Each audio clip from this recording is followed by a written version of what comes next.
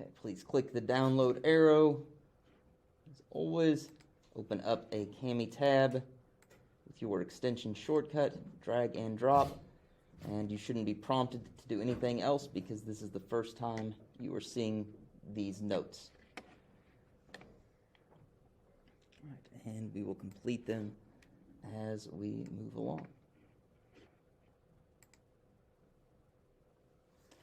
Okay. Now, a bit of a refresher on our unit objectives.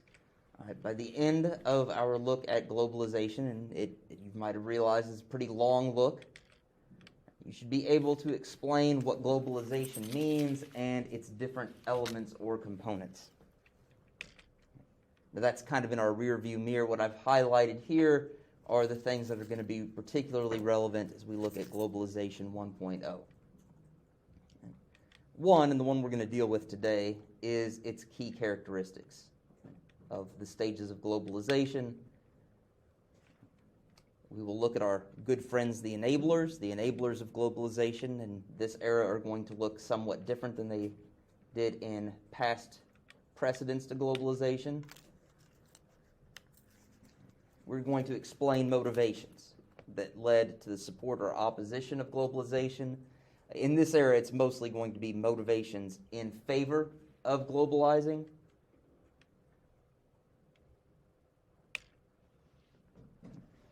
And we will also consider the consequences of globalization 1.0.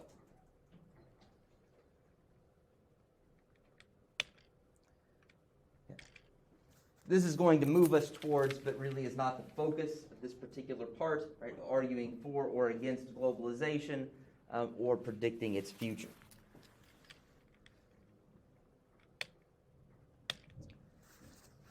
We're going to be focused on three characteristics of globalization 1.0. First, as you might have noticed by 1.0 and what that typically means for people even as old as me, right, is that this is the first globalization.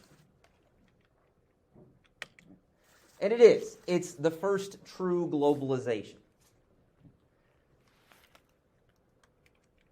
The contacts between different societies around the world become much more regularized.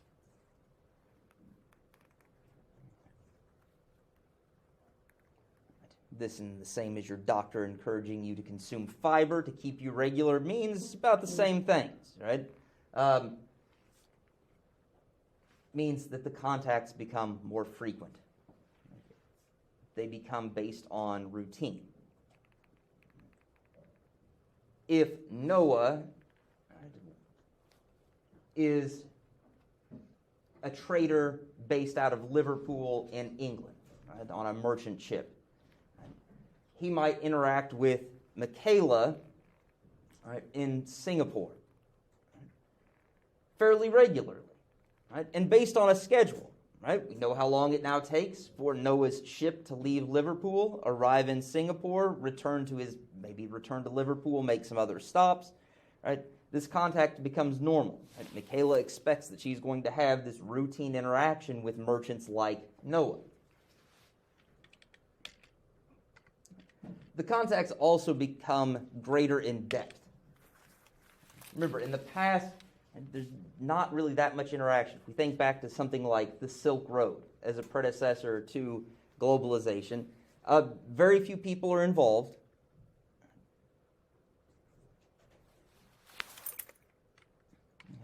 So the interactions are small. Now we have more people from a greater number of societies interacting. Right? It's not just the Chinese, some merchants that may be Central Asian or Arab people interacting with a few Europeans. Right? We now have a greater number of people in these different societies interacting with one another. Right? What also distinguishes it from the past with things like the Silk Road or the spice trade is that it's not just about luxury commodities. It's about all kinds of different goods, right? Everyday stuff becomes a part of the trade.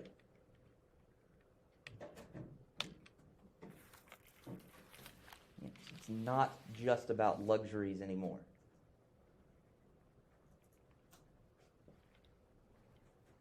It's about clothing. It's about tools. Right? It's food.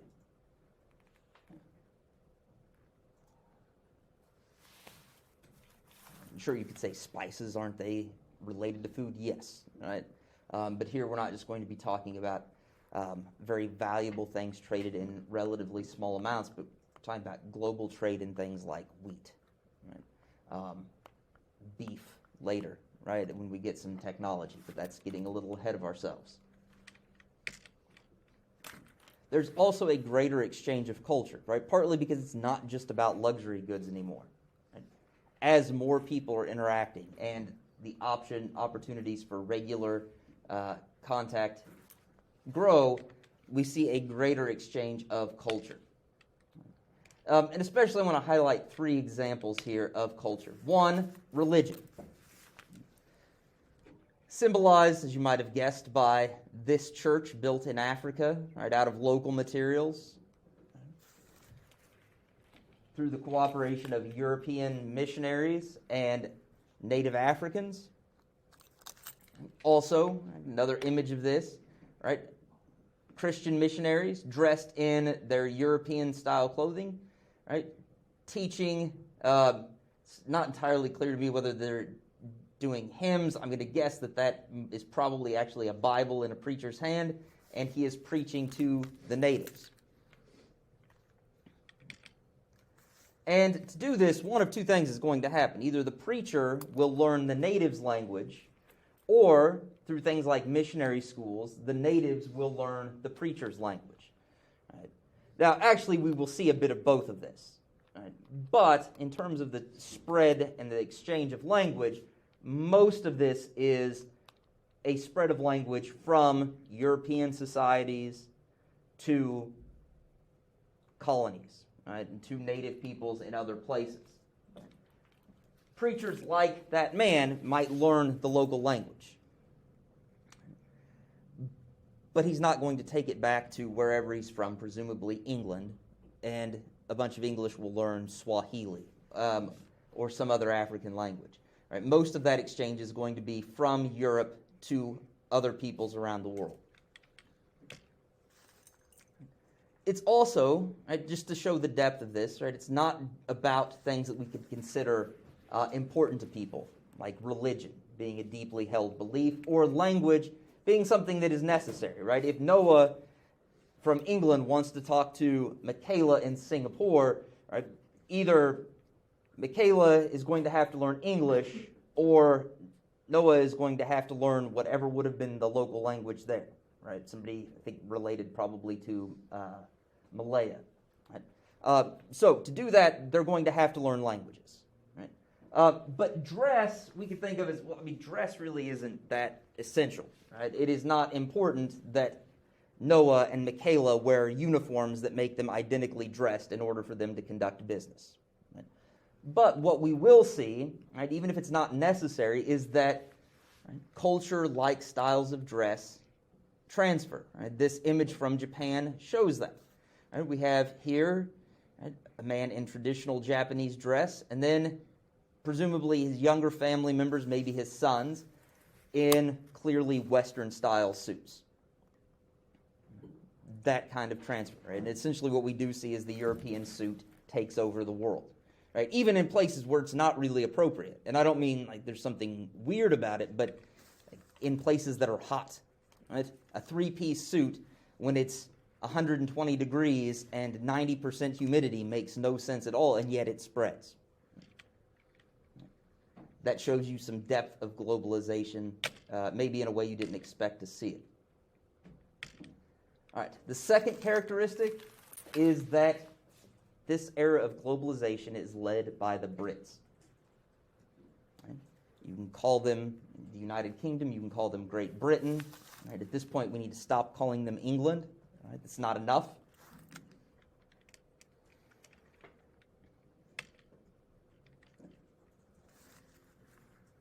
A big part of this is the dominance of the Royal Navy. The Royal Navy controls the sea lanes. Now, these are things that we've kind of seen before when we looked at the Strait of Malacca, the Strait of Hormuz. right? All of these different places where sea travel occurs.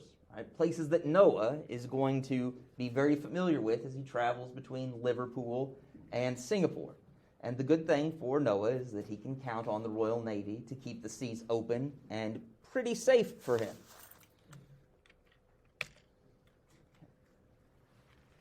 And the point of this is not just the Brits flexing. This is about keeping the sea lanes open for global trade. Right? And not just Britain's own global trade. Right? Even if, say, Vic is instead a captain leaving out of New York, right, traveling to Europe, right, traveling to Africa, traveling to Asia, Vic can also count on the Royal Navy keeping the sea lanes safe for her ship as well. From like pirates and stuff. Yes, from actual honest-to-goodness pirates, right? Yes.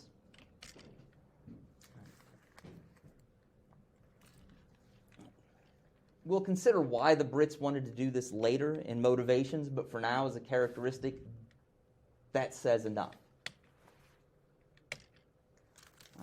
The third part of this is imperialism. Right? We've looked at the first wave of imperialism. That was focused really here in terms of sheer amount of territory controlled and with very shallow colonial presences around coasts of Africa and Asia.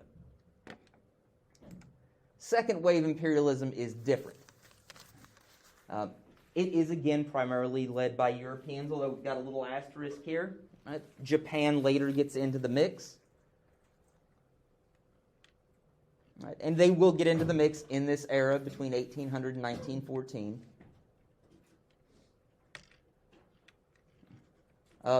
They're not reconquering their old empires. These really are new and very different empires that are built. They are built in Africa.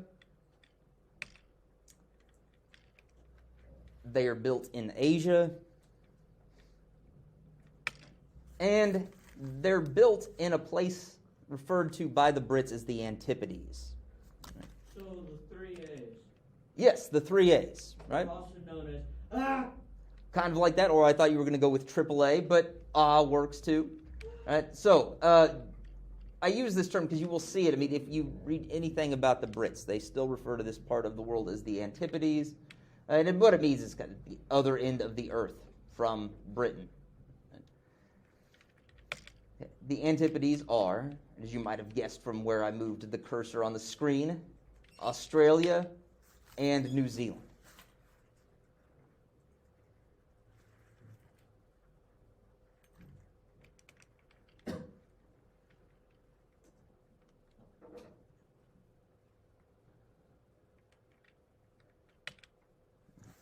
These empires are not really so new in terms of where they are. Remember, the Europeans had already done some imperialism in Africa and Asia in particular. Now, the Antipodes really are kind of new to this, right? They're, we could think of them really in a lot of ways as part of the New World. They are also different in that they are much more intensive empires. Those coastal trading ports, or trading posts that had been set up by the Portuguese and the Dutch and the Spanish and the English are replaced by really control over large territories, right? These blotches here, right, represent areas under the control of Europeans. Now, it doesn't mean that they have as firm a control over these territories as they might have at home, right? That would be a little deceptive. But they do claim the whole territories, right, and administer them themselves. And this results in pretty intensive management.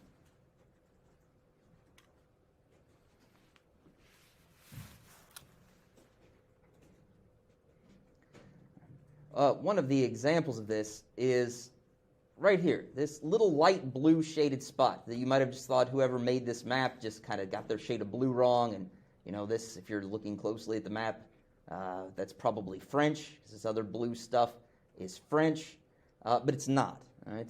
This huge chunk belongs to a country you can barely see on this map, and that would be Belgium. Let's skip ahead to the next map so it's a little easier to see. All right, little Belgium. right there. Tiny. Controls this entire area, right? What is now the Democratic Republic of the Congo. And what's kind of crazier about this is, for a long time, it's not even Belgium's. Right? It does not belong to the country of Belgium. It belongs specifically as the private property of King Leopold. And King Leopold, he's not just, I mean, you can imagine how this got its start, right here, at the coast. But he's not just interested in what previous Europeans were wanting, maybe slaves taken from a coastal area, maybe some ivory taken from elephant tusks. Right? No, he wants a lot from this area. Right? He does want ivory. Right? He's not doing slavery. Well, he is doing slavery, but not in the way that it had been done before. Right? Because at this point in Europe, that would not have been fashionable. But he is sending Europeans, right, leading groups of Africans, way into the interior of the Congo, right, to get ivory, but also to harvest rubber, which has now all of a sudden become important for things like tires, right, for bicycles and cars and all of that kind of stuff that becomes important with the Industrial Revolution, which we'll also get to. Right? But he is sending Europeans all the way in here, right? And he wants to control all of it.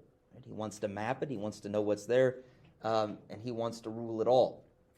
Right? That's very different from what was done by Europeans in the past. And if in one of your English classes you read Joseph Conrad's The Heart of Darkness is about King Leopold's Congo. Let's take a step back. So it is intensive management, and it is also intensive settlement. Australia becomes settled by British colonists, right? Whether they're Irish convicts that are sent there as part of their prison term initially, but again, also people who would consider themselves English, right? Brits go there as well. Right? A lot of settlement in places like India, and particularly in southern Africa, we get a lot of settlement. Which is why there are still significant numbers of European-descended whites in South Africa, in Zimbabwe, in Namibia, right? Because it's very different. People aren't just going there to trade. A lot of people are now going there to live.